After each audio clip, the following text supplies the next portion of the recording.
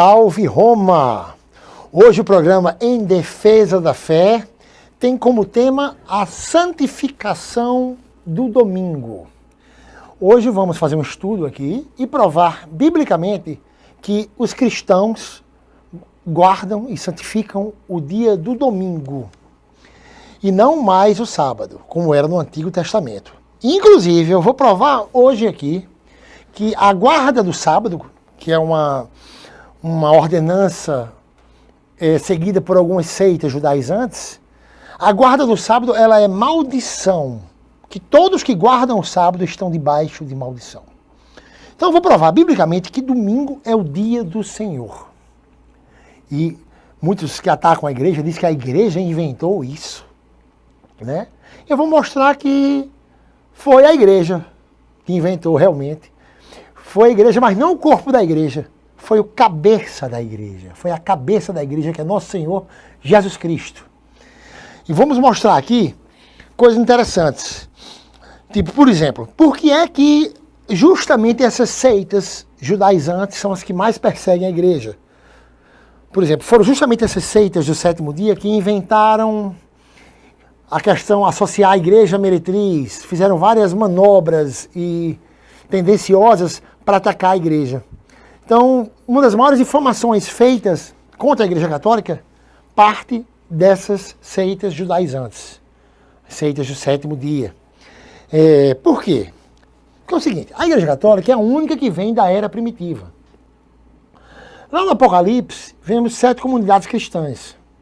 Só 2 perseveraram, a de Esmirna e a de Filadélfia, né? O incrível é que não se refere a denominações como muitos pensam. São 7 comunidades, mas as comunidades eram católicas. Inclusive a igreja de Esmirna, que é tão elogiada no livro de Apocalipse, ela é uma comunidade católica. Só a igreja católica vem da era primitiva.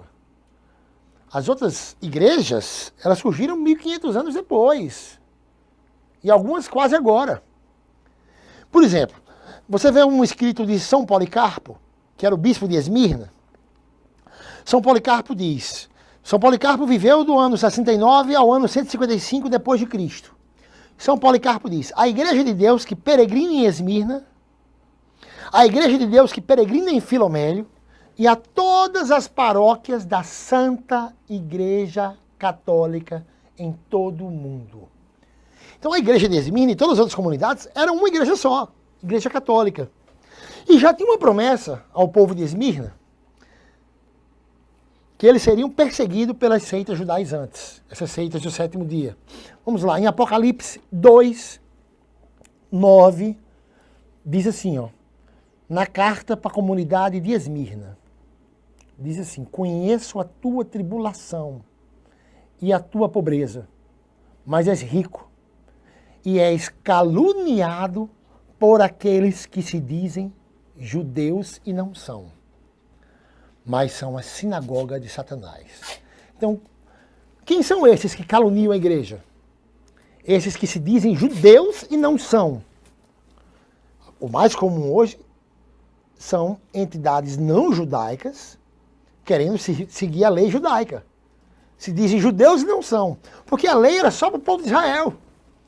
Lá em Deuteronômio 4, 8, diz que não serve para nenhuma outra nação. Então vamos lá. Romanos 10, 4 diz que o fim da lei é Cristo. Diz que o fim da lei é Cristo. Aí eles acusam, mas a igreja mudou os mandamentos. Os mandamentos de Deus são os mandamentos da nova aliança. Os mandamentos da velha aliança, eles duraram até o Calvário. Romanos 10, 4. O fim da lei é Cristo. Quando a gente mostra isso, sabe o que eles dizem? Eles dizem, não. O que findou foi só a lei cerimonial. A lei dos mandamentos continua do mesmo jeito. Vamos provar aqui que não. O que findou e foi mudado por Cristo foi justamente a lei dos mandamentos. Por isso que o dia de santificação no Novo Testamento é o domingo. Foi exatamente a lei dos mandamentos. Eles dizem que foi a lei cerimonial, mas foi a lei dos mandamentos. Vamos lá? Efésios 2,15. Anulando em seu corpo a lei dos mandamentos expressa em ordenanças. Se você for buscar na Vulgata, tá? Regem mandatorum, lei dos mandamentos, em Efésios 2,15. Ton nomon tonen tolon, o termo grego, a lei dos mandamentos. Se quiser duvidar e quiser buscar nos manuscritos antigos do Codex Sinaiticus, está ton nomon tonen tolon, a lei dos mandamentos. Então o que findou no Calvário foi a lei dos mandamentos. Vamos lá? Se Jesus Cristo não tivesse cumprido a lei dos mandamentos, não poderia dar um mandamento novo. E lá em João 13:34 diz, um novo mandamento vos dou, que vos amei uns aos outros como eu vos amei. Na nova aliança se fez tudo novo. Lá em Apocalipse 21, versículo 5, se eu não me engano, vamos lá, Apocalipse 21, versículo 5, diz que Jesus é aquele que renova todas as coisas. Então, no Novo Testamento, o domingo é o dia do Senhor. E eu vou mostrar que todos os apóstolos, toda a igreja primitiva santificava o domingo e não mais o sábado. Inclusive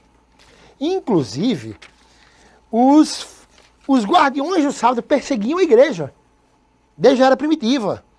Jesus chegou para os fariseus e disse, lá em João 5,17, meu pai trabalha todo dia e eu também.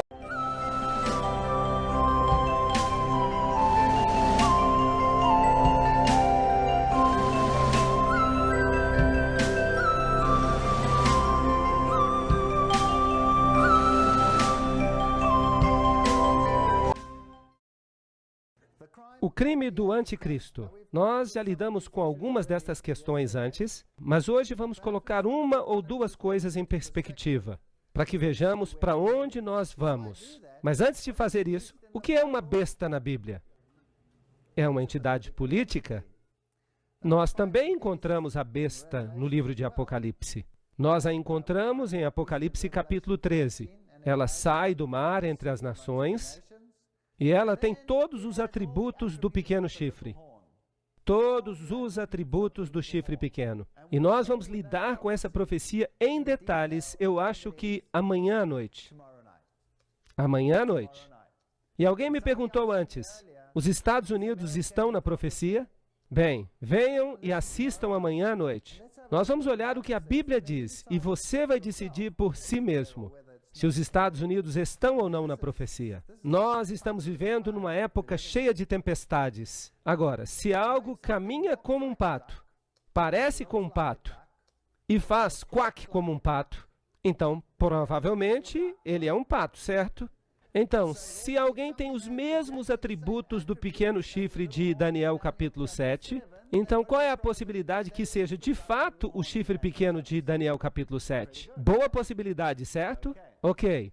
Então, este poder sobre o qual vamos falar amanhã à noite, há muita coisa para a gente falar sobre ele. Não dá para falar só em uma noite. Bem, mas de qualquer forma, vamos observar este chifre pequeno, vamos ver alguns aspectos do que ele fez.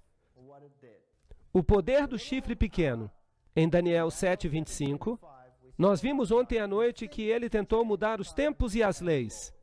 É claro que ele não pode mudar os tempos e a lei. Ele não pode mudar os tempos e ele não pode mudar a lei de Deus. Ele só acha que pode. Ele é pretensioso. Ninguém consegue alterar a lei de Deus. Ninguém faz isso e escapa. Vocês concordam? Lembra-te do dia de sábado para o santificar. 6 dias trabalharás e farás toda a tua obra. Mas o 7º dia é o sábado do Senhor teu Deus. Nele não farás nenhuma obra. Tu, nem teu filho, nem tua filha, nem teu servo, nem tua serva, nem o teu gado, nem o teu estrangeiro, que está dentro das tuas portas. E há uma razão, pois em 6 dias o Senhor fez os céus e a terra. O que a teoria da evolução faz com este texto? Ela o joga num cesto de lixo. Mas quantas palestras nós demos aqui para dizer que nós não podemos jogar este texto numa cesta de lixo? Eu acho que foram umas 4 palestras. Você não pode jogar isso numa lata de lixo. Mas por que tanto esforço para jogar isso na lata de lixo? Porque se essa parte não está na cesta de lixo, então você fica encrencado com esta outra parte. O mar e tudo que está nele, e ele descansou no sétimo dia. Portanto, o Senhor abençoou o dia de sábado e o santificou. Êxodo 28 a 11. Isso significa que o Senhor o separou para um uso santo. Agora, o homem foi criado homem e mulher, representando a comunicação no nível horizontal. Ele devia formar uma confederação, mas sem Deus nessa equação, nós acabamos tendo o que temos hoje. Caos absoluto. Não apenas no casamento, mas em geral. Deus precisa estar presente na equação. Há uma história muito interessante. A primeira vez que eu entrei em contato com Deus, eu fiquei com muitos ciúmes de Deus. Porque Ele exige o primeiro lugar. E eu era casado com minha esposa, e ela era toda minha. E agora eu tinha que compartilhá-la. Foi duro. E eu andei por aí com a minha cara lá embaixo durante todo o tempo em que eu estava pensando nisso. Talvez eu seja um sujeito esquisito, mas eu estava pensando sobre isso. Mas, eventualmente, quando eu comecei a perceber o caráter de Deus e o seu egoísmo absoluto, se uma pessoa é 100% sem egoísmo, como Jesus Cristo, que se entregou completamente pela humanidade, mas se ele é totalmente egoísta, quanto é que você vai receber desta transação quando você lida com esse indivíduo? Você vai receber 100%. E essa é a beleza da coisa. Veja, se você ama a Deus supremamente, você recebe o amor de Deus supremamente, sem qualquer egoísmo, derramado sobre você. E a bênção se torna tão grande que o relacionamento entre homem e mulher aumenta. É o relacionamento da glória. Você pode chamar pelo nome que você quiser. Melhora milhões de vezes. Ele é aumentado porque Deus entra na equação. De fato, Deus conserta muitos dos nossos rituais egoístas. Quantas pessoas se encontram unidas umas às outras por laços egoístas, de modo que uma pessoa não pode exercer a sua liberdade porque a outra o restringe. Mas se você tem o Espírito de Deus em você, você perde o seu egoísmo e a sua visão muda completamente. E você quer fazer com que a outra pessoa seja ainda mais feliz e você concede mais liberdade a essa pessoa. E é claro, isso é perigoso aos olhos do mundo, porque liberdade significa que você pode fazer o que você quiser. Então é uma questão de escolha. Se você está tomando as suas decisões no reino daquilo que Deus considera certo e justo, então o seu relacionamento, ele frutifica, é uma bênção. E aqui está Deus dizendo que você tem que guardar o sábado, porque em 6 dias o Senhor fez os céus e a terra, o mar e tudo que está neles. Ele é o Criador. Ele é que causou a existência de todas as coisas. E Ele descansou no 7º dia. Ele descansou. Será que Deus se cansa? Não, Deus não se cansa. Que descanso é esse que Ele encontrou, então, em seu relacionamento com o homem? Ele descansou porque no homem, Ele encontrou o cumprimento de todo o seu plano para o universo inteiro. Todo o seu plano. No homem deveria se manifestar a glória de Deus. Ele criou o homem para a sua própria glória. É isso que a Bíblia diz. Em outras palavras, o homem deveria refletir ao universo a sabedoria de Deus. É um propósito nobre, muito nobre. São pensamentos maravilhosos. E aqui Deus observa essa nova criação dele e ele encontra descanso nessa criação. É como você quando está tendo um novo relacionamento. Você se encontrou com esta mulher dos seus sonhos, e se você é uma mulher, você encontrou este homem dos seus sonhos. E vocês ficam separados por um tempo, e então vocês se encontram de novo pela primeira vez. E vocês olham um para o outro e vocês se abraçam, e não há nada o que dizer, exceto, descanso, encontrar paz num relacionamento. Isso está fazendo sentido para vocês? E Deus descansou porque Ele encontrou paz no relacionamento. E Ele sabia que haveria uma parede que seria erigida ao redor dele como consequência. Porque o diabo ficou irado quando Deus criou o homem. Ele estava zangado, mas Deus encontrou o seu descanso no homem. E agora, o homem pode encontrar o seu repouso em Deus, a despeito de tudo o que acontece ao nosso redor. Então ele descansou no 7º dia. E por isso o Senhor abençoou o dia de sábado e o santificou. Vocês sabiam que duas pessoas que estão apaixonadas e se amam, elas podem encontrar descanso uma na outra, mesmo que o mundo inteiro ao seu redor esteja em guerra. Sabiam disso? Claro que podem. E nós só podemos encontrar descanso em Deus. Então Deus pegou o sábado e o separou para um propósito santo. E Ele disse ao homem, agora você pode ter domínio. Você pode sair daqui e fazer o que você quiser fazer. Sujeite o mundo inteiro a você. Tenha domínio sobre ele. Altere-o, modifique-o, faça o que você quiser com ele. Mas uma vez por semana, vem aqui para que nós tenhamos uma comunhão santa juntos. Nós podemos conversar todos os dias. Nós podemos caminhar juntos todos os dias. Mas vamos separar um dia. É disso que eu estou falando. Êxodo 20, capítulo 11, está escrito: pois em 6 dias fez o Senhor os céus e a terra, o mar e tudo que há neles. E ele descansou. E a palavra hebraica usada aqui é nuar. Antes havia sido usada a palavra Shabbat, o 7º dia. E por isso o Senhor abençoou o dia de sábado e o santificou. E se você procurar a palavra nuar numa concordância hebraica, significa descansar, estabelecer-se, significa fazer parte de uma confederação. É como eu já disse, significa estar juntos, ter esta sensação que, uau, nós temos que estar juntos. Além disso, eu também lhes dei os meus sábados, para que sejam um sinal entre mim e eles, para que saibam que eu sou o Senhor que os santifica. Esta relação sagrada, esta capacidade de fazer o que é certo, a vontade de fazer o que é certo, vem de Deus. Então o Senhor lhes deu o sábado como sinal, para que eles saibam que o Senhor é Ele, o Senhor, que os santifica. Ezequiel, capítulo 20, versículos 12 e 20. E aqui está outro texto paralelo. Santificai os meus sábados, santificai-os, e eles serão um sinal entre mim e vós, para que saibais que eu sou o Senhor vosso Deus. É estranho. Será que seria possível que outra pessoa fosse o Senhor vosso Deus? Sim ou não? Bem, os povos antigos, especialmente Israel, constantemente se desviavam e seguiam falsos deuses. Não importa o lugar, às vezes era Moloque, às vezes era Baal, às vezes era outro deus.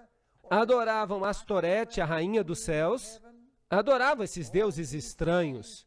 Mas Deus disse, peraí, escutem aqui, vou fazer um pacto com vocês. Se vocês santificarem os meus sábados, eles serão um sinal entre mim e vocês, para que vocês saibam que eu sou o Senhor, seu Deus.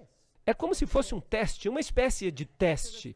Êxodo 31, verso 13. Fala também aos filhos de Israel, dizendo, em verdade guardareis os meus sábados, pois o sábado é um sinal entre mim e vós, através das vossas gerações, para que saibais que eu sou o Senhor, que vos santifica. Não há outro, eu sou o que santifica. Êxodo 31, 16. Portanto, os filhos de Israel guardarão o sábado, para observar o sábado através das suas gerações, como um concerto perpétuo. Vamos dar uma olhada nesse sinal. É um sinal, em hebraico a palavra é oath, entre mim e os filhos de Israel para sempre. Por quê? Pois em 6 dias o Senhor fez os céus e a terra, e descansou no 7º dia, e recebeu refrigério. Nafash. Este é um verso muito interessante. Então é um sinal. E por quê? Porque Deus é o Criador. Ele é o dono. E Ele diz, vocês têm que me escolher, fui eu que fiz vocês. Os outros não fizeram vocês. Estão roubando vocês. E não estão oferecendo nada a vocês, a não ser a morte. Então é um sinal, e Deus recebeu refrigério. Agora, o que a palavra sinal significa? Se vocês olharem o hebraico, você pode consultar uma concordância sozinho em casa. Você pode usar um computador, você pode procurar. Então, a concordância diz que é um sinal, signia, um milagre, uma marca.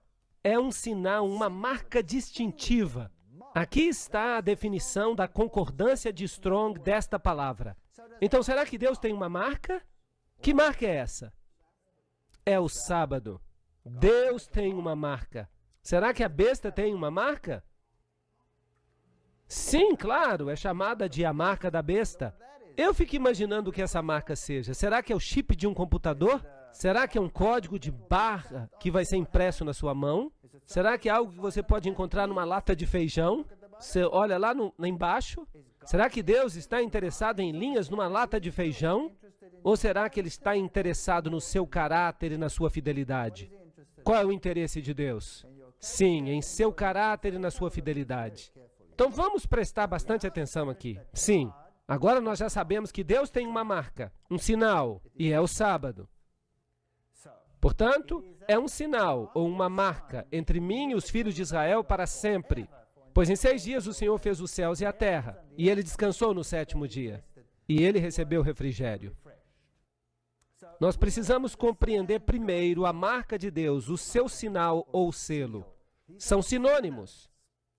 Vamos dar uma olhada no selo dos Estados Unidos. Este é o selo dos Estados Unidos e um selo autentica um documento. Este é o selo do presidente dos Estados Unidos da América. E este aqui é um típico selo de rei. Este é o selo de Jorge VI, o rei regente da Inglaterra. Notem os 3 elementos. Ele dá o nome, Jorge VI, e então ele dá o título, que é rei, e ele dá o seu território, que é Grã-Bretanha e seus domínios. Então, um selo típico tem todos esses componentes. O título, o nome, e ele tem o território. E sem o selo, uma lei se torna inútil. Ela fica destituída de autoridade. Aqui está o Decálogo. Trata-se de uma lei. Trata-se da lei de Deus. E esta lei somente tem autoridade porque ela contém um selo nela. E o Senhor lhe entregou 2 tabletes de pedra escritos com o dedo de Deus. Deuteronômio 9 e 10. O selo de Deus está no coração da lei de Deus. Prestem atenção, por favor. Todos os outros mandamentos são apenas mandamentos. Não matarás, não farás isso, não farás aquilo, não terás outros deuses diante de mim, não tomarás o nome do Senhor teu Deus em vão, honra teu pai e tua mãe para que se prolonguem os teus dias sobre a terra, etc. Mas aqui há algo especial. Lembra-te do dia de sábado para o santificar, em 6 dias farás todo o teu trabalho, mas o 7º dia é o sábado do Senhor teu Deus, pois em 6 dias o Senhor, aí está o nome, é Jeová, é o nome de Deus. Nós temos o nome, Ele fez os céus e a terra. Aí está o título, Ele é o Criador. E qual é o seu domínio? Céu, terra, mar e tudo que está neles. E aí está o domínio. Todos os elementos estão presentes. E sem o sábado, a lei não teria autenticidade. Seria apenas um outro documento. Mas agora ela tem o selo de Deus. Jeová, o seu Criador, o seu domínio, céus, terra, mar, tudo, todas as nações, tudo que já foi criado, está sob o seu domínio. Agora, se os Estados Unidos fazem uma lei, uma nova lei, se eles proclamarem uma nova lei, essa lei precisa ser assinada por quem antes de ela entrar em efeito? O presidente deve assiná-la. E se o presidente não assina, a lei não é válida. Certo ou errado? Muito bem. Agora imaginem, eu sempre uso uma parábola para explicar isso. Nós colocamos a nós mesmos um pouco atrás no tempo. Lá na época da Alemanha. E Adolf Hitler sobe ao poder. E ele está tão impressionado com o próprio poder, ele quer garantir que ninguém lhe faça oposição. E então ele proclama uma lei. Esta é uma história hipotética. não é verdadeira. Só para ilustrar este assunto. Ele proclama uma lei. E ele diz, na próxima quarta-feira, às 12 horas, eu quero que todo o povo alemão saia às ruas e proclamem sua solidariedade para comigo, gritando todos a uma só voz, Heil Hitler, naquele momento exato. Na quarta-feira, no momento exato. 12 horas, 1 hora, vamos dizer 12 horas.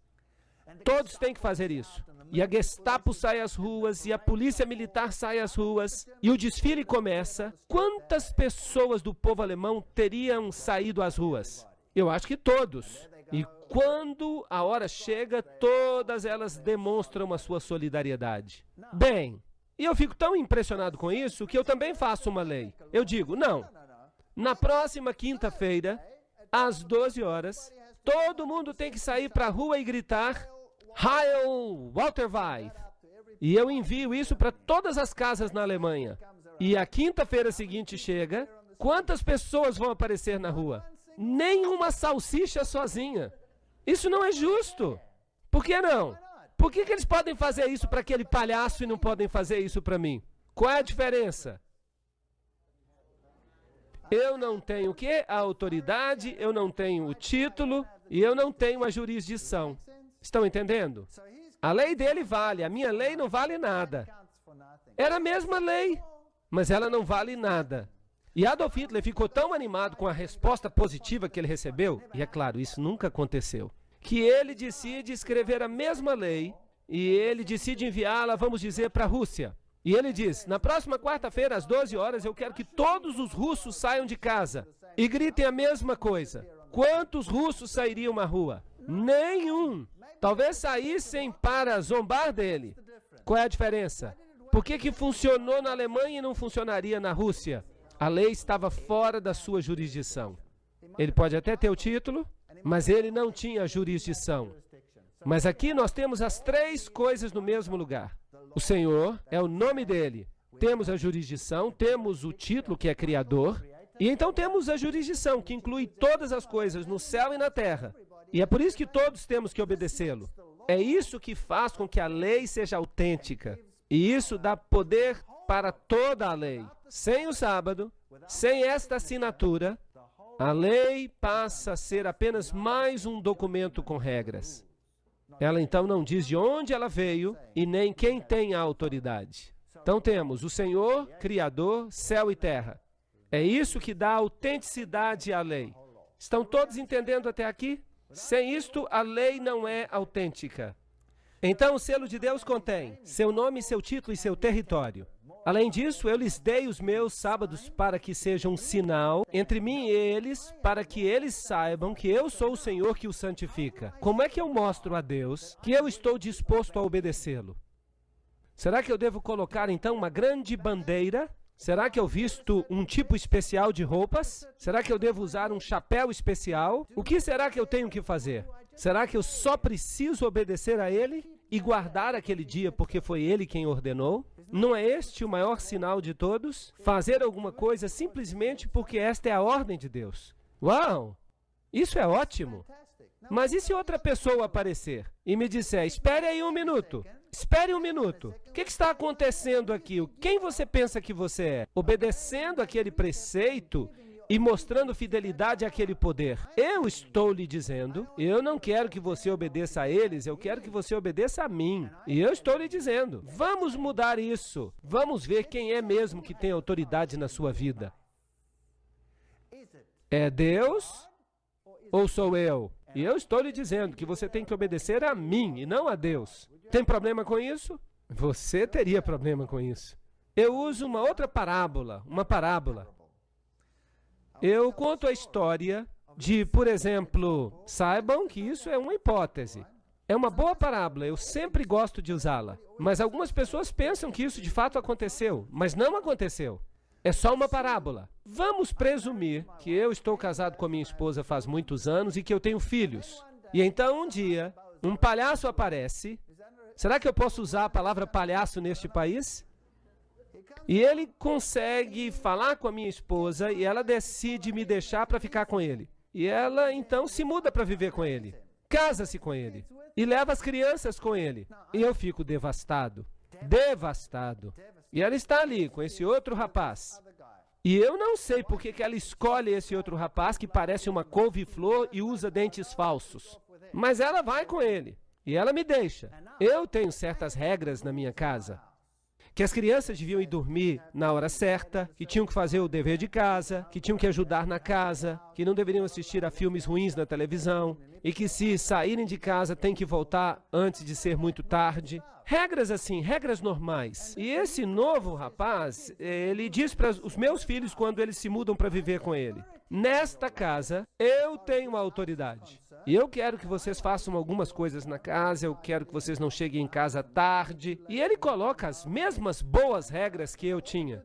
Eu teria algum problema com essas regras que ele está impondo? Sim ou não? Eu não teria qualquer problema com essas regras. Mas vamos supor que ele tem uma regra extra. E ele diz para os meus filhos: escutem, eu tenho uma regra extra. Era o seu pai que tinha autoridade sobre vocês no passado. Sim, o seu pai tinha autoridade sobre vocês no passado. Mas isso acabou. Eu sou a nova autoridade da vida de vocês. E vocês têm que obedecer a mim. E os meninos vão dizer: peraí, nós temos direito de visitar o nosso pai. E eles sabem que eles podem me visitar num dia que o juiz especificou. Mas esse rapaz fala: de jeito nenhum, vocês têm que ouvir a mim. Vocês não têm que obedecer mais o seu pai. Vocês acham que eu teria alguma dificuldade com esta nova regra? Claro! Eu o pegaria pelo nariz e eu faria uma plástica dele, girando o nariz dele 360 graus. Agora, por que essa nova regra me irrita?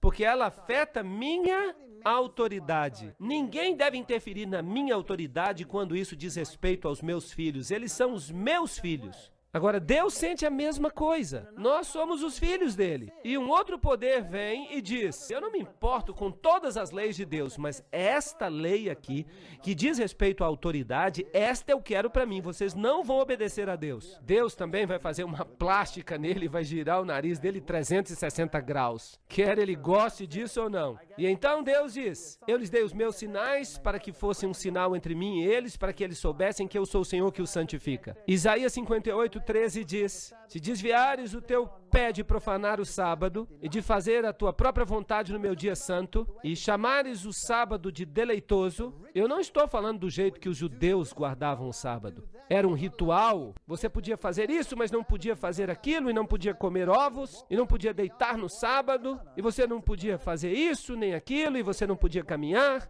Não, não, não, não. Isso era um fardo. Está escrito aqui: chamares o sábado de deleitoso. Não, um fardo. Santo ao Senhor, honorável, e o honrares, não seguindo os teus próprios caminhos, não buscando os teus próprios prazeres, não falando as tuas próprias palavras. Então te deleitarás no Senhor, e eu te farei cavalgar sobre os altos da terra, e te alimentarei com a herança do teu pai Jacó. Pois a boca do Senhor o disse, e ele diz: e se você honrar a minha autoridade na sua vida, e se você passar esse dia comigo, e se você permitir que eu o santifique, você será feliz, e você terá a herança de Jacó, que é a vida eterna. Será que esse dia se aplicava somente aos judeus? E o estrangeiro? Está escrito em Isaías 56:6 e 7. Todos os filhos do estrangeiro que se converterem ao Senhor, para servi-lo e amar o nome do Senhor, para serem seus servos, todos os que guardam o sábado. O sábado se tornou um sinal de fidelidade para com este Deus chamado Jeová. Era um sinal. Então, eu os trarei à minha montanha sagrada e os encherei de alegria na minha casa de oração, pois a minha casa será chamada de casa de oração para todos os povos. Então o estrangeiro veio e ele teve que aceitar o sábado, sim ou não? Claro que sim. Ele teve que aceitar o sábado. Em Deuteronômio 11:13-20. E será que se ouvires cuidadosamente os meus mandamentos, que eu vos ordeno hoje, cuidado para que o vosso coração não vos engane. Os mandamentos são a lei de Deus, eles são rígidos, você não pode alterá-los. Se vos desviares e servirem a outros deuses adorando-os, existe então a possibilidade de que aconteça um conflito? Sim ou não? Sim, pode haver um conflito. Portanto, agora prestem atenção. Colocareis as minhas palavras no vosso coração. Ele está falando dos mandamentos de Deus. E na vossa alma. E as atareis às vossas mãos como sinal. Preste atenção agora. Na vossa mão, para que sejam recordativos diante dos vossos olhos. Então, onde os mandamentos de Deus devem ser postos? Na sua mão e na sua fronte. Uau! Existe também uma marca da besta que será colocada sobre a mão e sobre a fronte?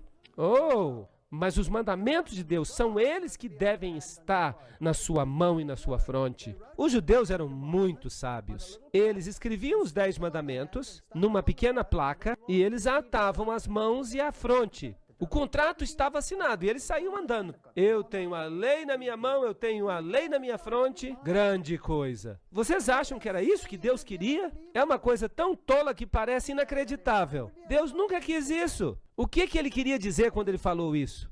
Ele disse, vocês têm que amarrar as suas mãos, ou seja, vocês têm que agir de acordo com a lei.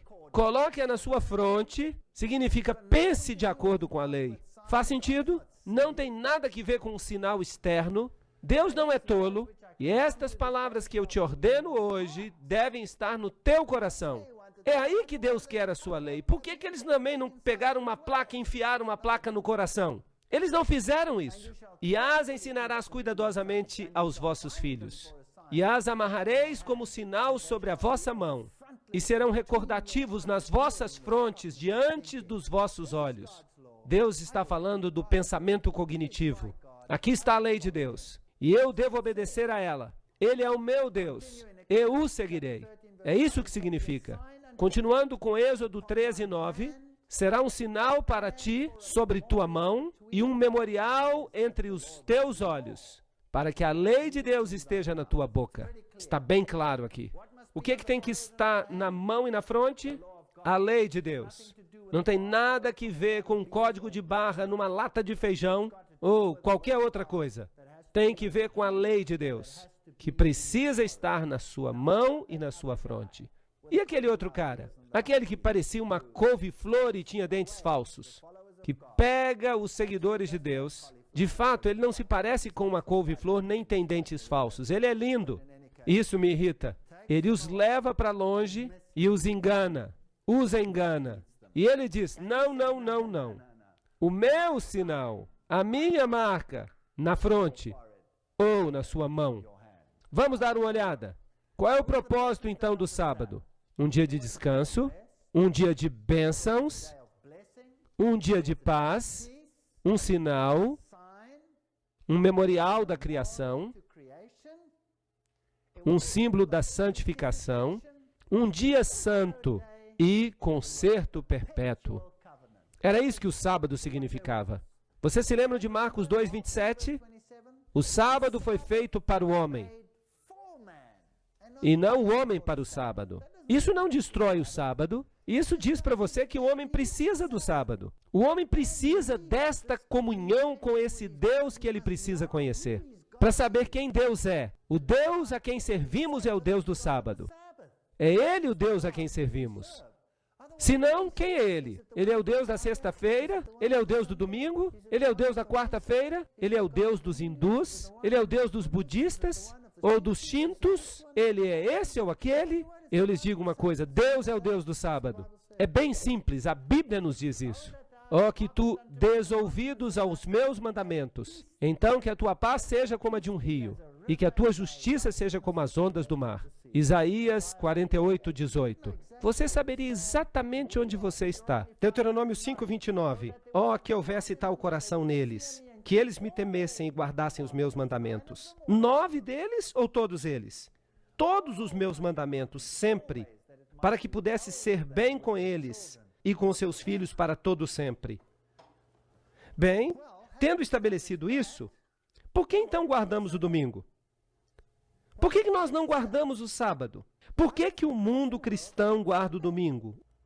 O domingo. Vamos perguntar ao Dicionário Internacional Webster. Alguns dos novos dicionários, eles são espertos. Você tem que ter cuidado. Mas nos velhos dias, eles davam a seguinte definição: esse dia era chamado no passado assim porque ele havia sido dedicado ao sol, ou à sua adoração. A enciclopédia Schaffhauser diz: o domingo, dies solis do calendário romano, dia do sol, sendo dedicado ao sol, o primeiro dia da semana. Os novos dicionários Oxford dirão: domingo, o dia depois do sábado. Isso é patético. Isso não é mais uma definição. Essa é uma definição em termos de outra definição. Ela não significa nada mais. Mas aí está. É isso que é. É o dia do sol. É o dies solis do calendário romano. É o dia do sol. E é o primeiro dia da semana. O sábado é uma palavra hebraica que significa descanso. O domingo foi o nome dado pelos pagãos ao primeiro dia da semana, porque era o dia no qual eles adoravam o sol. John Edick, Enciclopédia Bíblica, página 561. Você pode conferir isso. Está tudo lá. As referências estão lá. Pegue um dicionário comum e veja o que ele diz. Portanto, o sábado não é o domingo. Ele é o sábado. O domingo é o primeiro dia da semana, mas o mundo cristão guarda o domingo. Vejam esta fotocópia aqui. É a fotocópia de um dicionário. Sétimo dia, sábado. O sétimo dia da semana. Sábado, o sétimo dia da semana. Daniel 7:21. Lembram-se que ele disse: e ele, o pequeno chifre, nós o identificamos na noite passada, falará palavras contra o Altíssimo e perseguirá os santos do Altíssimo e cuidará de mudar os tempos e as leis. E eles lhe serão entregues na mão por um tempo e tempos e metade de um tempo. Agora, Apocalipse 13:7 fala sobre esta besta que tem todos os atributos do chifre pequeno. E nós já dissemos que se parece com um pato e anda como pato, então deve ser provavelmente um pato. Então, esta besta é exatamente o mesmo poder que o poder do chifre pequeno. E nós vemos aqui que esta besta implementará, com a ajuda do outro poder, sobre o qual falaremos amanhã à noite, a marca da besta. Agora, nós já estabelecemos qual é a marca de Deus. Qual é ela? É o sábado. E onde ele deve ser escrito? Na fronte e na mão. Agora, foi-lhe dado fazer guerra contra os santos e derrotá-los. E o poder foi dado a ele sobre todas as tribos e línguas e nações. Apocalipse 13:7. E ele faz com que todos, grandes e pequenos, ricos e pobres, livres e escravos, recebam a marca na sua mão direita ou em suas frontes, para que nenhum homem possa comprar ou vender, exceto quem tem a marca, ou o nome da besta, ou o número do seu nome. Este texto é fascinante. Nós vamos falar mais sobre ele em detalhes. Nós vamos dividi-lo. Cada aspecto desse texto será aberto. Há uma pequena diferença entre a marca de Deus e a marca da besta. E é uma diferença bem pequena. Ela está aqui e diz: todos, pequenos e grandes, ricos e pobres, livres e escravos, para que recebam a marca na sua mão direita e nas suas frontes. A marca de Deus deve estar na sua mão direita e na sua fronte. Deus não fica satisfeito com um serviço pela metade. É tudo ou nada. Esta besta fica feliz se você tiver apenas na sua fronte. Isto é, se você pensa que está bem e que você age de acordo com ela. Mas ele também fica feliz se você não acha que está bem, mas você vai com os outros porque você não tem outra escolha. Será que isso está fazendo sentido? Desde que você a obedeça, a besta não se importa por quê, se você está convencido ou não. Desde que você a obedeça. E se você não o fizer, haverá um boicote econômico. Você não será capaz de comprar ou vender. Eles congelarão a sua conta bancária. E se você não tiver esta marca ou o número, e nós vamos falar também sobre isso. Agora, vamos olhar a assim chamada Decretália Romana. Isso vem de uma fonte católica romana. Na Decretália, ele, o Papa, pode pronunciar sentenças e julgamentos em contrário aos direitos das nações, à lei de Deus e ao homem. Ele é um homem muito poderoso. Ele pode se libertar dos mandamentos dos apóstolos, sendo seu superior, e das regras do Velho Testamento.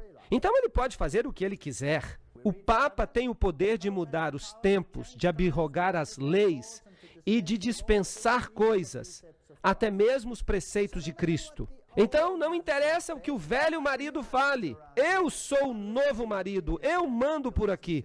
Você tem que obedecer a mim, você não tem que obedecer ao seu pai, você tem que dar ouvidos a mim. Vejam o que a Bíblia diz em 2 Tessalonicenses 2, 3 e 4. Que nenhum homem vos engane de modo algum, pois aquele dia não virá, sem que haja primeiro uma queda e que apareça o homem do pecado. Aí está a transgressão da lei. Ele se revelará, o filho da perdição, que se opõe e que se exalta acima de tudo que se chama Deus. Ele é outro cara, e o seu dia se aproxima, o dia no qual o seu nariz será girado 360 graus, não por mim, não por qualquer homem, mas por Deus, sem mãos humanas, diz a Bíblia. O Papa Nicolau, citado no livro Fatos dos Tempos, diz: o Papa representa a razão. Ele pode abolir as leis, ele pode tornar o erro certo, corrigindo e alterando as leis. Vejam que ele é poderoso. Pergunte à Igreja Católica qual é o sétimo dia, e ela vai dizer que o sábado é o sétimo dia. O seu pai disse para guardar o sábado, mas eu estou dizendo, não há visitação nesse dia. Então por que você observa o domingo em vez do sábado? Porque eu sou a nova autoridade da sua vida, e nós observamos o domingo em vez do sábado, porque nós, a Igreja Católica, transferimos a solenidade do sábado para o domingo. E isso não vem de qualquer fonte. Isso vem da doutrina católica do Catecismo para os Conversos, de 1957. Isso é bem direto. Saiu da fonte. Este é o novo namorado e ele diz: você não tem mais que dar atenção ao seu pai. Você agora tem que prestar atenção em mim, no que eu digo. Então o que ele está atacando? Ele não está atacando a autoridade de Deus? Você não pode atacar a autoridade de Deus na força de nenhum outro mandamento, exceto do sábado. Você só pode atacar a autoridade de Deus na força do sábado, porque é Ele que determina a sua autoridade. Portanto, o que é a marca da besta, então? Nós temos uma besta que diz: você aceitará a minha marca, e ela estará sobre a sua mão ou sobre a sua testa. Nós temos um selo de Deus, que é a marca que diz: você deve guardar os mandamentos de Deus. Não há meio termo aqui. O que a besta fala? Qual é a marca da besta?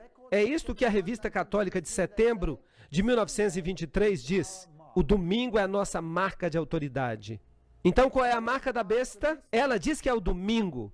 A igreja está acima da Bíblia. Eu sou o novo namorado. Você não tem que ouvir as regras do seu pai. Você tem que ouvir a mim. E esta transferência da observância do sábado é a prova desse fato.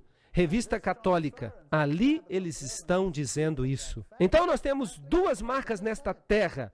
E a escolha é nossa. Ou nós obedecemos a Deus, ou nós obedecemos ao novo namorado. É isso aí.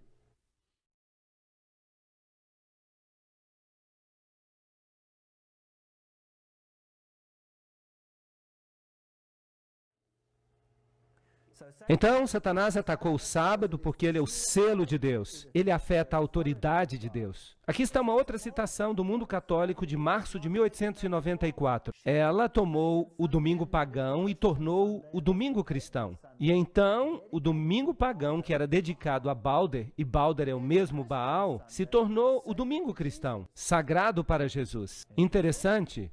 Aqui está outra, da fé de nossos pais, do cardeal Gibbons. Claro que a Igreja Católica alega que a mudança foi sua responsabilidade. E o ato como realizado é uma marca de seu poder eclesiástico. Ela diz que ela tem mais poder do que Deus nesta questão. Não me interessa que leis Deus tenha feito, você vai me dar ouvidos. Isso é que eu chamo de arrogância. A Bíblia diz, lembra-te do dia de sábado para o santificar, mas a Igreja Católica diz não. Está aí bem claro. Quem está falando é o padre Enright, escrevendo no Sentinela Americano. É um porta-voz da Igreja Católica. Ele diz que a Bíblia fala isso, mas que a Igreja Católica diz não. Pelo meu poder divino, eu estou abolindo o sábado e vos ordeno que mantenhais sagrado o primeiro dia da semana. E eis que todo mundo civilizado se prostra em reverente obediência à vontade da Igreja Católica. Aí está uma arrogância sem medidas. É tão arrogante que eu fico assustado. Pelo meu poder divino, se eles têm poder divino, então deve ser um poder divino diferente do poder divino de Deus. Há um Deus sobre a terra que se senta no templo de Deus, alegando ser Deus. Então pode-se servir a dois senhores. Mas é claro que a Igreja Católica não é o mesmo Deus. Então deve haver um outro poder por trás dela. E a Bíblia diz que o dragão lhe deu o seu trono e grande autoridade. Essas são palavras muito tristes. Não podemos dizê-las levianamente. Aqui está o Catequismo Romano do Papa Pio em 1566, por ordem do Concílio de Trento. Agradou à Igreja de Deus que a celebração religiosa do sábado fosse transferida para o dia do Senhor, o domingo. E em Apocalipse 1:10 está escrito: eu estava em espírito no dia do Senhor. E eles dizem que o dia do Senhor era o domingo aqui. Mas aqui está escrito que ele estava em espírito no dia do Senhor. Não se faz referência aqui a dia. Só a Bíblia pode dizer qual é o dia do Senhor. E aí está em Isaías 58:13. Se desviares o teu pé de profanar o sábado e de realizar o teu prazer no meu santo dia, e o chamares de sábado deleitoso, santo ao Senhor, então qual é o dia do Senhor de acordo com a Bíblia? O sábado? Não o domingo. E esta passagem, portanto, o Filho do Homem é Senhor também do sábado. Será que isso está abolindo o sábado? Ou estabelecendo-o? Quem é a autoridade? Por falar nisso, quem criou este mundo? Foi o Pai ou foi por intermédio do Filho? Foi por intermédio do Filho. Vocês vão ver. João capítulo 1. No princípio era o Verbo, e o Verbo estava com Deus, e o Verbo era Deus. Tudo que foi criado neste mundo foi criado por intermédio dele e para ele, por sua palavra. Portanto, Jesus é o Senhor do sábado. Imprensa Católica, de Sydney, em 25 de agosto de 1900. O domingo é uma instituição católica e as alegações quanto à sua observância só podem ser defendidas com os princípios católicos. Do início ao fim das Escrituras, não há uma única passagem que garante a transferência da adoração pública semanal do último dia da semana para o primeiro. Eles são tão diretos com respeito a isto. Você pode ler a Bíblia de Gênesis a Apocalipse, você não vai encontrar uma única linha autorizando a santificação do domingo. As Escrituras propõem a observância religiosa do sábado. James Cardinal Gibbons. A fé de nossos pais. A Igreja Católica está jogando a isca e dizendo: aí, pegue ou deixe, a escolha é sua. O sábado cristão é, portanto, até este dia, o reconhecimento da Igreja Católica como esposa do Espírito Santo, sem uma palavra de discordância do mundo protestante. Eles estão dizendo para os protestantes: se vocês são protestantes, por que vocês nos obedecem? Vocês estão nos obedecendo, quer gostem ou não. Aqui está o chanceler da Arquidiocese de Baltimore respondendo ao cardinal numa carta datada de 1920. Se os protestantes quisessem seguir a Bíblia, eles deveriam adorar a Deus no dia de sábado. Ao guardar o domingo, eles estão seguindo uma lei da Igreja Católica. Aqui está a Igreja Católica falando. John Gilmary Shea, na Revista Católica Americana Trimestral, o protestantismo, ao descartar a autoridade da Igreja Católica Romana, não tem base alguma para a sua teoria sobre o domingo. Eles deveriam guardar o sétimo dia, o sábado. Agora, aqui eles são bem arrogantes. Não o Criador do Universo, em Gênesis 2, 1 a 3, mas a Igreja Católica pode exigir a honra de ter concedido ao homem uma pausa para a sua semana de 7 dias. Que arrogância! Isso me deixa de boca aberta. Isso é inacreditável. Esta citação não vem da Idade Média, ela vem de 1969. Essa daqui deve fechar tudo. A razão e o senso comum exigem a aceitação de uma dessas duas alternativas. Ou o protestantismo e a guarda do sábado, ou o catolicismo e a guarda do domingo. Um meio termo é impossível. Espelho Católico, 23 de dezembro de 1893. Aí está a linha de batalha. Se você obedece a Deus, que dia você vai guardar? O sábado.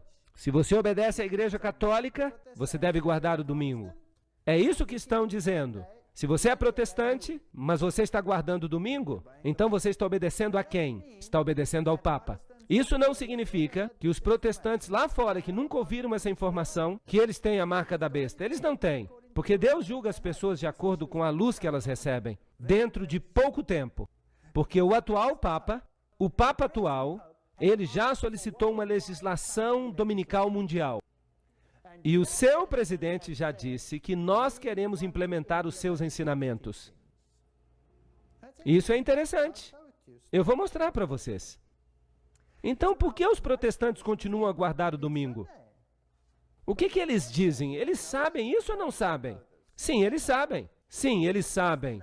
Vamos passar umas citações rapidamente. Vamos ver os episcopais. Há algum mandamento no Novo Testamento para mudar o dia de repouso semanal do sábado para o domingo? Nenhum. Manual de Doutrina Cristã. Este é o principal livro deles. Nós fizemos a mudança do 7º dia para o 1º dia de sábado para domingo, sob a autoridade da única Santa Igreja Católica Apostólica de Cristo, no livro Por que Guardamos o Domingo. Bem, é isso que os episcopais falam, mas eles são muito próximos dos católicos. Mas eles dizem que eles sabem, mas eles guardam o domingo. Muito bem. A Igreja Luterana. Nós observamos o dia do Senhor, domingo, ou a observância do dia do Senhor, o domingo, não é encontrada em nenhum mandamento de Deus, mas na autoridade da Igreja. Essa é a Confissão de Augsburgo. Este é o documento central do luteranismo. Está no Manual Católico sobre o Sábado, parte 2, seção 10. Eles sabem. Muito bem. E os presbiterianos? Uma mudança do dia a ser observado do último dia da semana para o primeiro. Não há registro e nenhum mandamento expresso autorizando esta mudança. No livro Sábado Cristão, de N.L. Rice. Muito bem. E os metodistas? Em relação à questão do domingo, não há nenhuma passagem dizendo aos cristãos para guardarem esse dia, ou para transferir o sábado judaico para aquele dia. O Advogado Cristão, 2 de julho de 1942. Então os metodistas também sabem. E os congregacionalistas? Está bem claro que não importa quão rígida ou devotamente nós guardamos o domingo, nós não estamos guardando o sábado. Não há nenhuma linha sequer no Novo Testamento que sugira que nós incorramos em qualquer penalidade ao violarmos a suposta santidade do domingo. Este é o livro Os 10 Mandamentos, do Dr. Dale. E os anglicanos? Muitas pessoas pensam que o domingo é o dia de guarda, mas nem no Novo Testamento, nem na igreja primitiva, não há nada que sugira que nós temos o direito de transferir a observância do 7º dia da semana para o 1º dia. O 7º dia da semana é o sábado e não o domingo. O reverendo Lionel Beer, do livro Igreja e Povo. E os batistas? Havia e há um mandamento para guardarmos o sábado, mas o sábado não era o domingo. Não há nenhuma evidência escriturística da alteração da instituição do sábado do 7º dia para o 1º dia da semana. O que nós temos aqui é qualquer um falando? Não, este se chama Hiscox e ele é o autor do Manual Batista. Ele deveria saber. Então todos eles sabem. Aqui está o reverendo Philip Carrington, o arcebispo anglicano de Quebec. Ele provocou os clérigos locais ao dizer bem abertamente que não há nada que apoie a guarda do domingo. Ele falou abertamente nessa cidade de forte presença protestante que a tradição, e não a Bíblia, fez com que o domingo fosse o dia de adoração. A estrela diária de Toronto. Então, foi a tradição introduzida por Roma. Agora, o que o Senhor fala a respeito da tradição? Quase todas as igrejas ao redor do mundo celebram os mistérios sagrados, a ceia do Senhor, no sábado toda semana. Os cristãos de Alexandria e de Roma, por causa de uma tradição antiga, deixaram de fazer isso. Livro História Eclesiástica. Agora lembrem-se que Alexandria foi o local onde as doutrinas pagãs foram introduzidas. Ali os saduceus aprenderam que não havia ressurreição e que quando você vai para o céu, você vai para o seio de Abraão. E Jesus respondeu: o que vocês estão ensinando? Não existe isso. Então, Alexandria e Roma são as sedes do paganismo. Em Alexandria se desenvolveram os antigos cultos de mistério egípcios. E com base no cabalismo e no gnosticismo e na antiga tradição. O registro católico diz que o domingo não é encontrado nas escrituras, mas na tradição. E é uma instituição definitivamente católica. Nós vamos falar sobre isso em detalhes impressionantes. O que o paganismo fez e o que o ocultismo fez. Eles controlaram essas decisões.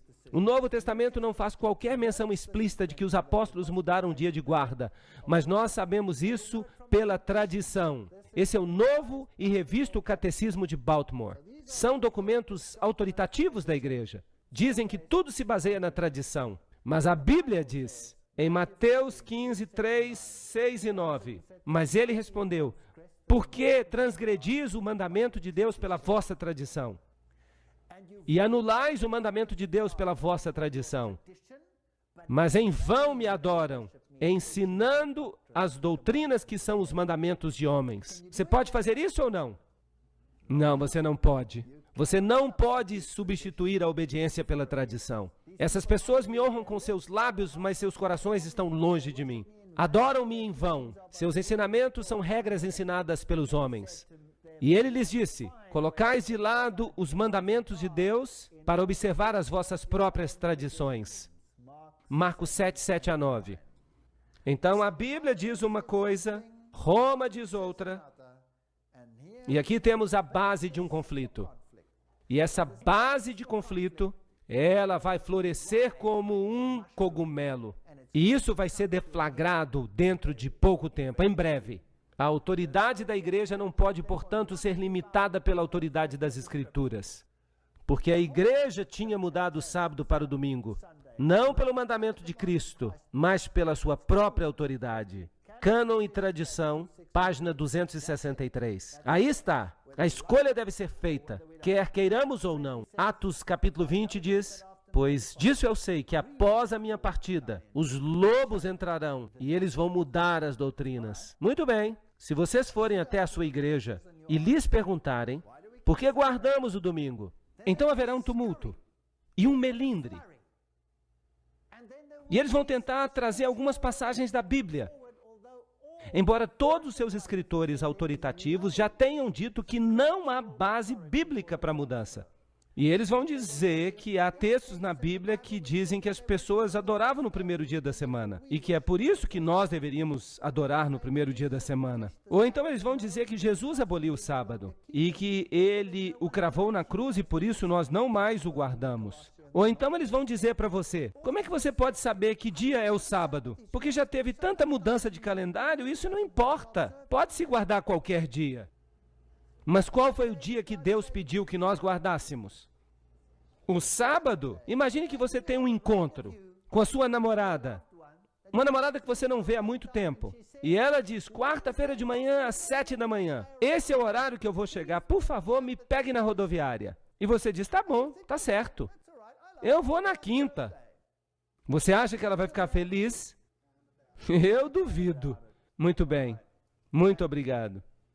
O primeiro dia da semana. Vamos olhar esses textos, porque eles são usados para defender a guarda do domingo.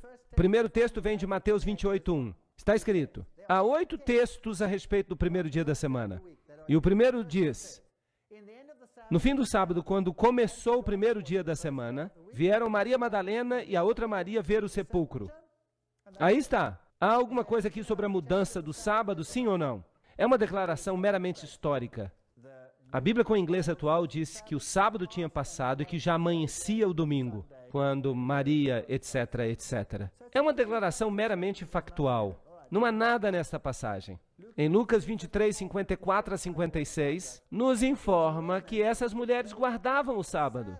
Elas prepararam as especiarias e os óleos e descansaram no dia de sábado. De acordo com o mandamento, elas não sabiam nada de uma mudança. Quando essas mulheres vieram no primeiro dia, é porque elas não tinham ido no sábado, porque elas descansaram segundo o mandamento. Bem, o segundo texto nós encontramos em Marcos, capítulo 16, versos 1 e 2. Quando o sábado passou, Maria Madalena e Maria, mãe de Tiago, e Salomé tinham trazido especiarias, para que elas pudessem vir e ungí-lo. E bem cedo de manhã, no primeiro dia da semana, elas vieram até o sepulcro ao nascer do sol. Há alguma coisa sobre alguma mudança aqui? Nenhuma palavra. Marcos 16:9. Quando Jesus ressuscitou cedo no primeiro dia da semana, ele apareceu primeiramente a Maria Madalena, da qual ele havia expulsado 7 demônios. Há algo aqui sobre uma mudança? É só a declaração de um fato. Nada aqui sobre mudanças. Quarto texto. No primeiro dia da semana, bem cedo de manhã, vieram até o sepulcro, trazendo as especiaristas, e é a passagem de Lucas. Ele repete essa história. Há algo aqui sobre uma mudança? Nada. Podemos descartar este também. Agora restam 4 que nós ainda temos que comentar. Quinto texto.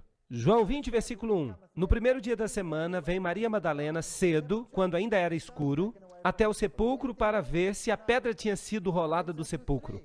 Há algo aqui? Nada. Sexto texto. João 20, versículo 19. No mesmo dia à noite, sendo o primeiro dia da semana, quando as portas estavam fechadas, onde os discípulos se reuniam, com medo dos judeus, Jesus veio e ficou no meio deles, e disse a eles: paz seja convosco. Este aqui é usado com bastante frequência. Ah, os discípulos se reuniram no primeiro dia da semana. Eles estavam adorando. O texto não diz isso. Diz que eles se reuniram no primeiro dia da semana. Por quê? Porque estavam com medo dos judeus. Bem, no sábado eles sabiam que eles estavam relativamente seguros, porque nenhum judeu faria algo no sábado. O judeu pensaria que estaria violando o sábado.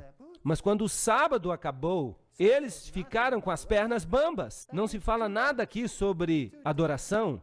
Só sobram 2 textos. 2 textos. Atos 20, versículo 7. E no primeiro dia da semana, quando os discípulos se reuniram para partir o pão, Paulo pregou a eles, pronto para partir no dia seguinte. E continuou o seu sermão até a meia-noite. Agora, na Bíblia do inglês atual, está escrito no sábado à noite. Eles se reuniram. Ah, esse texto que eles dizem que eles estavam adorando, e o texto diz que eles tiveram a ceia, partiram o pão. Agora vamos analisar esse texto com cuidado. No primeiro dia da semana, eles se reuniram para partir o pão. Quando é que o primeiro dia começa? No final do sábado. Que hora do dia é isso? À noite. Então, eles se reuniram no primeiro dia da semana, era à noite, e eles vieram para partir o pão. Esta é uma parte que nós temos que observar. Vieram para partir o pão. Mas Paulo pregou para eles, pronto para partir no dia seguinte. Quando amanhecesse, seria ainda que dia? Seria o domingo, primeiro dia. E ele faria uma longa jornada. E ele falou para eles até a meia-noite. E o pobre Eutico estava lá sentado na janela. E Paulo continuou pregando e pregando. E ele começou a abrir a boca. Bum! Caiu da janela. Lembram-se da história? E Paulo teve que correr lá embaixo, orou por ele e ele se levantou. Não se trata de uma reunião no domingo pela manhã. Era uma reunião à noite. Mas ela não foi realizada no sábado, porque o sábado era santo. Eles se reuniram depois do sábado. Paulo tinha muita coisa para contar. E se o domingo fosse tão sagrado, por que Paulo viajaria no dia seguinte? Muitos e muitos quilômetros, no assim chamado Domingo Santo.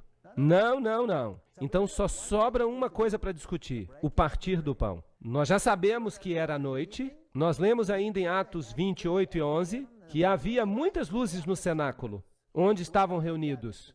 Estava escuro, certo?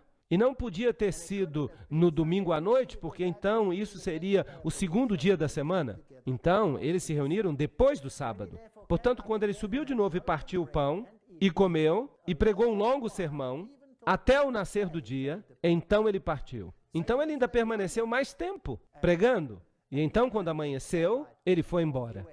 Não era um dia sagrado para ele. Ele estava prestes a viajar e aquele era o único momento em que ele podia fazer uma reunião com eles. E a respeito da segunda parte, o partir do pão, Atos 2,46 diz: E eles continuaram diariamente, de comum acordo no templo, partindo o pão, de casa em casa, faziam suas refeições com alegria e unidade de coração. Então eles não tiveram uma santa ceia, o que eles fizeram foi jantar juntos. Foi isso que aconteceu e, portanto, sobra apenas um texto. Há um texto que sobra. Então, esse texto do qual nós acabamos de falar, ele dá apoio para a santidade do sábado. Porque logo depois do sábado, eles se reuniram para discutir questões e se preparar para a viagem. Oitavo texto, 1 Coríntios 16, 1 a 2. Agora, com respeito à coleta para os santos. Sim, eles faziam coletas na igreja.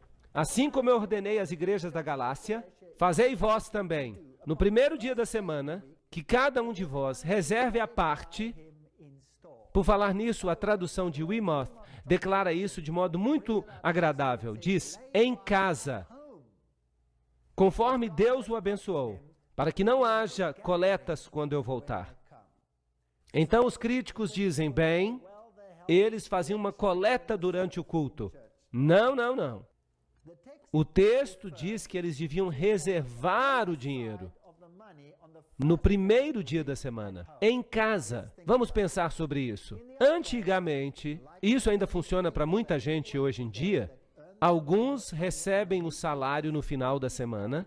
Quando se recebe o salário quando você tem um salário semanal? Na sexta. Na sexta você recebe, o trabalho acabou e você recebe o seu salário. Você pega o dinheiro e leva para casa. Mas, de acordo com o pensamento hebraico, a sexta é a preparação. Você se prepara para o sábado. Paulo diz, separe o dinheiro quando? No primeiro dia da semana. A lógica, então, é que eles tomavam as decisões e separavam a oferta e o dízimo e o que mais você queria guardar. E Paulo está dizendo, não façam isso na sexta-feira quando vocês receberem o dinheiro. O sábado está chegando. O sábado é sagrado. É melhor fazer isso cedo no domingo, depois do sábado. Então, quando o sábado acabar, depois do pôr do sol, você então se senta e resolve o que fazer com seu dinheiro. E guarde o dinheiro em casa até que ele possa ser coletado. Isso ajuda a confirmar a guarda do domingo ou a guarda do sábado? Este texto. Ele defende a guarda do sábado. O sábado é tão sagrado que eles faziam isso no primeiro dia da semana. Será que Jesus mudou o sábado? Lucas 4,16. E ele veio a Nazaré, onde ele tinha crescido, conforme o seu costume. Ele entrou na sinagoga no dia de sábado e se levantou para ler. Então Jesus guardava o sábado. Jesus diz que nem um jota nem um tio seriam removidos da lei. Mateus 5:17-19. Jesus não mudou o sábado, pois para isso também sois chamados, porque Cristo também sofreu por nós, deixando-nos exemplo, para que o pudéssemos seguir. E devemos caminhar como ele caminhava. 1 João 2,6. Então Jesus guardou o sábado, não há nenhuma evidência de que houve uma mudança. Onde está a evidência? Em Malaquias 3,6 está escrito, eu sou o Senhor e não mudo. Jesus não mudou. Salmo 89,4, não quebrarei o meu concerto, nem alterarei as coisas, nem alterarei aquilo que saiu dos meus lábios. Deus não muda, Jesus Cristo é o mesmo ontem, e hoje e sempre. Hebreus 13,8. Então quem foi que fez a mudança? A Igreja Católica. Não foi Jesus. Se você me ama, então guarde os meus mandamentos. Se você os ama, guarde os mandamentos deles. Se guardais os meus mandamentos, permanecereis no meu amor. Assim como eu guardei os mandamentos do meu Pai e permaneço no seu amor. Aquele que diz eu conheço e não guarda os seus mandamentos é mentiroso e a verdade não está nele. São palavras fortes. 1 João 2, verso 4. Aí está. Ou você obedece a Deus ou não obedece. Pois este é o amor de Deus, que guardemos os seus mandamentos. E seus mandamentos não são pesados. 1 João 5:3. Quem quer que diga que está em Deus, deveria viver assim como Jesus viveu. Ele guardava o sábado. Cristo também sofreu por nós, deixando-nos um exemplo. Se você me ama, guarde os meus mandamentos. Aí está o exemplo. Bem, o mundo cristão pode dizer, a cruz mudou o sábado. Não, ela não mudou. Vamos dar uma olhada. E aquele dia era a preparação, sexta-feira. A palavra preparação só é usada para sexta-feira. Lucas 23:54. E as mulheres também que vieram com ele da Galileia, contemplaram o sepulcro e como seu corpo estava posto. Lembram-se dessa história? E elas voltaram e prepararam especiarias e perfumes e descansaram no sábado, de acordo com o mandamento. E encontraram a pedra removida no primeiro dia. Aqui estão os 3 dias da crucifixão. Temos a preparação, sexta-feira, temos o sábado, Jesus descansando na tumba, os discípulos descansando, os discípulos, as mulheres, e no primeiro dia, as coisas começaram a acontecer de novo. Não houve mudança. Nem a morte, nem a ressurreição alteraram o dia. Será que podemos ter certeza de que dia é o sábado? E essa dúvida? Vamos ver o que a astronomia nos ensina. Washington, Distrito Federal. Sua carta de fevereiro de 1932. Tivemos a oportunidade de investigar os resultados das obras de especialistas em cronologia e nunca nos encontramos um sequer que tenha qualquer dúvida a respeito da continuidade do ciclo semanal, mesmo bem antes do início da era cristã. Observatório Naval Americano, de Washington, Distrito Federal. Vamos dar uma olhada nisto. Algumas pessoas dizem que nós podemos ter perdido o sábado. Bem, o sábado foi instituído na criação. Se nós o perdemos, então ele foi reestabelecido no maná. Porque toda semana Deus fazia um milagre especial. E naquele dia o maná durava 2 dias. Todos os outros dias ele durava 1 dia apenas. Bem, se o sábado tivesse sido perdido, Deus o encontrou de novo no maná. E se ele foi perdido depois do maná, ele foi recuperado no Monte Sinai. Se nós chegarmos até o ano 46 a.C., foi quando o calendário juliano foi instituído. Daí por diante nós temos uma continuidade absolutamente precisa. E a cruz está aí, e nós acabamos de ler que Jesus guardava o sábado, os discípulos guardavam o sábado, não houve perda do sábado até aqui. Então, em 1582, houve uma mudança de calendário. E nós então adotamos o calendário gregoriano. Puxa vida, isso é ótimo, eu estou animado. Porque o calendário gregoriano se refere a quem? Ao Papa Gregório. E o Papa Gregório decidiu mudar os tempos. Por quê? Porque havia uma coisa que o incomodava. Mas ele não mudou o sábado. Nem tocou nele. Nós estávamos em outubro. De 1, 2, 3, 4 para 15 de outubro. Nós pulamos alguns dias aqui, mas o ciclo semanal não foi afetado, de modo algum. Então o sábado continua intacto, ele nunca foi perdido. Por falar nisso, por que o Papa quis mudar o calendário?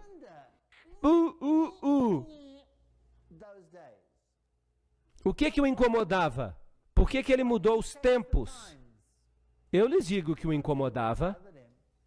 O que o incomodava é que a Páscoa cristã, o festival cristão, não estava 100% alinhado com a festa pagã de Ishtar, que em inglês se chama Easter, até os dias de hoje. E ele queria modificar o calendário com respeito àqueles dias, para que o mundo pudesse guardar todas as festas pagãs, em vez de reconhecer aquilo que estava de fato na Bíblia. Vocês sabiam que houve uma guerra em consequência disso? Os ingleses disseram, de jeito algum, nós não vamos concordar com isso. Houve uma guerra como consequência, e eles foram forçados, porque nós vamos guardar os festivais pagãos, nós não vamos obedecer à Bíblia. Esse povo é muito arrogante. Nem um dia foi perdido. A mudança de data do 4 para o 15 não afetou o ciclo semanal. Qual é o dia que os judeus guardam hoje? O sábado, o mesmo que sempre. Mateus 24, 20. Orai para que a vossa fuga não se dê no inverno, nem no sábado. Jesus está dizendo que no ano 70 depois de Cristo, quando vierem destruir Jerusalém, orem para que vocês não tenham que fugir no sábado. Ele previu então que o sábado continuaria sendo guardado até aquela época. Um último texto. Sacudam a cabeça, acordem. E Colossenses 2,16. Eles usam este aqui toda vez. Que ninguém vos julgue quanto a alimento ou bebida, ou com respeito a qualquer dia santo, ou lua nova, ou dia de sábado. Aí está a tradução da King James Version. Que ninguém julgue vocês com respeito ao sábado. De fato, está dias de sábado.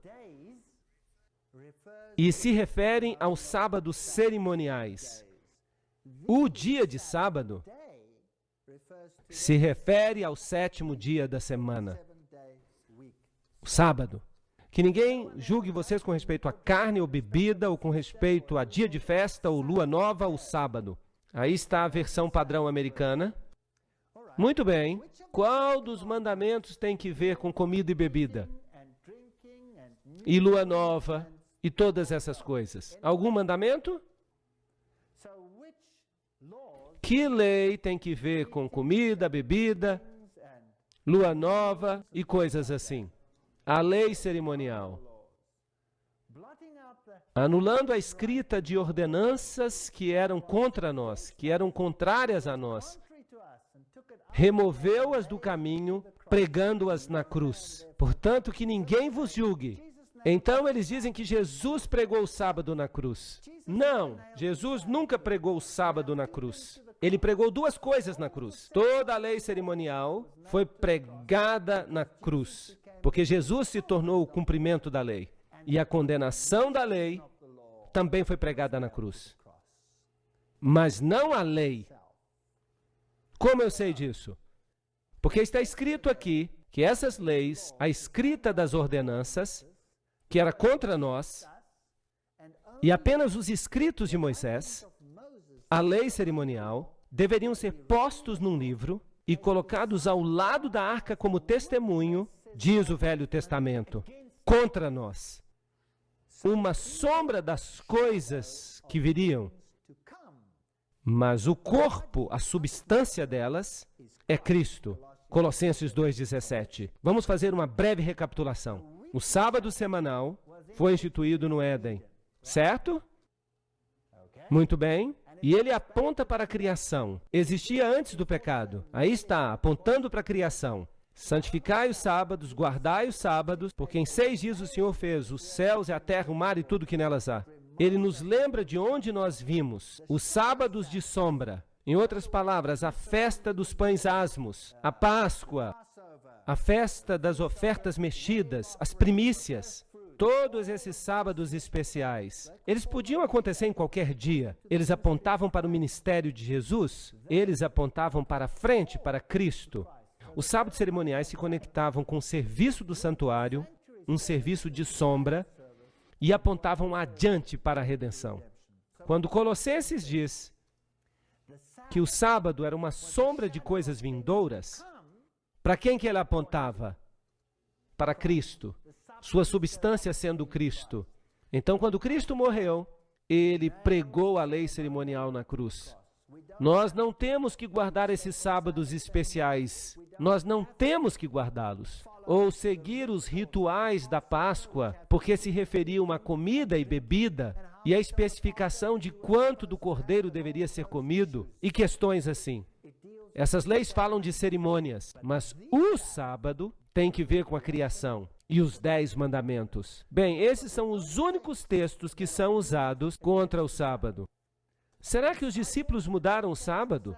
E Paulo, segundo seu costume, foi até eles e por 3 sábados arrazoou com eles com as Escrituras, falando aos judeus. E então está escrito, e ele arrazoava na sinagoga todo sábado com os judeus e com os gregos. E quando os judeus saíram da sinagoga, os gentios suplicaram que essas palavras fossem pregadas a eles no sábado seguinte. E no sábado seguinte, quase toda a cidade se reuniu. Nós lemos isso em Atos capítulo 13, versos 42 a 44. Paulo e os discípulos pregavam no sábado, guardavam o sábado, quer falassem com os judeus, quer falassem com os gentios. Aqui está o ponto. Aqui está a paciência dos santos. Aqui estão aqueles que guardam os mandamentos de Deus. Quantos deles? Todos os 10. E a fé de Jesus. Apocalipse 14, 12. Colocarei as minhas leis em sua mente e as escreverei no seu coração. Uma citação de Hebreus 8:10. Aqui está o novo concerto. O novo concerto constitui em tomar a lei de Deus e colocá-la no coração, colocá-la na mente, na mão e na testa. Agir de acordo, pensar de acordo, obedecer a Deus. A Igreja Católica diz não. Por minha autoridade divina, você vai me obedecer. E não a eles. Mas a Bíblia diz em Apocalipse, capítulo 22, 14, no Novo Testamento, bem-aventurados aqueles que guardam seus mandamentos, para que tenham o direito à árvore da vida. Aham! A obediência vai ser um teste. E possam penetrar nos portões da cidade. E então, se você é obediente, nós, de acordo com a sua promessa, aguardamos novos céus e uma nova terra, onde habita a justiça. 2 Pedro 3,13. Ninguém ainda tem a marca da besta, Ninguém tem a marca da besta agora. Mas quando essa lei for estabelecida, isso vai acontecer, porque o Papa já pediu isso. E não pensem que os países islâmicos ou os países judaicos serão excluídos. O Papa já pediu isso e todos vão guardá-lo. Quando essa lei chegar, então a decisão será tomada. E você escolhe ou aquele que se parece uma couve-flor e tem dentes falsos, ou você escolhe o Senhor. Um dos dois. A Bíblia diz, pois como os novos céus e a nova terra que eu farei permanecerão diante de mim, diz o Senhor, assim a sua semente e o seu nome permanecerão. E acontecerá que de uma lua nova a outra e de um sábado a outro, toda carne virá adorar diante de mim, diz o Senhor. Isaías 66, 22 a 23. Aí está o novo mundo. Será que o sábado vai ser guardado no novo mundo? Sim ou não? Sim. Mas o que essa lua nova está fazendo aqui? A lua nova, de uma lua nova a outra. Então, numa base mensal. Mas o Festival da Lua Nova não é cerimonial? Será que isso vai ser guardado? Haverá algo que será celebrado numa base mensal também no céu. Porque a Bíblia diz que a árvore da vida dava o seu fruto quantas vezes? Uma vez por mês. Então eu tenho uma notícia para vocês. Sim, e a Bíblia diz que ela vai dar quantos tipos de fruto? 12 tipos de fruto. E as folhas dessa árvore serão para a cura dos povos. Uau! Então vamos imaginar isso. A árvore da vida vai dar o seu fruto uma vez por mês. E nós vamos participar da árvore da vida uma vez por mês. Talvez façamos chá com as folhas. O melhor tipo de chá, sem cafeína, é claro, da árvore da vida. Vai ser uma festa, pessoal. E de um sábado a outro, virá toda a carne diante do Senhor. E os justos herdarão a terra e habitarão nela para sempre. Salmo 37, 29. Eu não estou condenando a ninguém hoje à noite. Nenhum indivíduo. Eu não disse que ninguém está perdido porque está guardando o domingo na fidelidade do seu coração. Eu não disse isso. Eu apenas disse que há um sistema nesta terra que alega que está acima de Deus, que é mais alto do que Deus e que tem autoridade na sua vida mais do que a autoridade de Deus. E que muito em breve, este teste chegará a um ponto, quando essa autoridade será testada e a sua fidelidade estará em questão. E pedirão então a você que escolha um ou outro. Se você escolher um, escolherá a besta, obterá a sua marca. Mas se você escolher o outro, então você vai obter a marca ou o selo de Deus e você será selado para Deus. É isso aí. A obediência não está apenas no dia, porque o sábado representa quanto da lei? Toda a lei, porque a autoridade da lei é baseada no selo. Então o sábado é meramente uma autenticação de toda a lei. Nós devemos desenvolver um caráter semelhante ao de Cristo. Devemos permitir que a lei nos transforme. Precisamos de um relacionamento com o Senhor. Simplesmente por guardar a lei, ninguém será salvo. Mas se temos relacionamento com Deus, podemos ser salvos. E seremos salvos. Mas precisamos ter um relacionamento certo com Deus. Então, guardaremos também a sua lei. Aí está o resumo de tudo. Eu espero que o assunto tenha ficado claro. Amanhã à noite, nós vamos falar sobre a besta de Apocalipse 13. E particularmente os cidadãos deste país deveriam estar aqui. Vai ser uma tempestade. Não percam. Obrigado por terem vindo.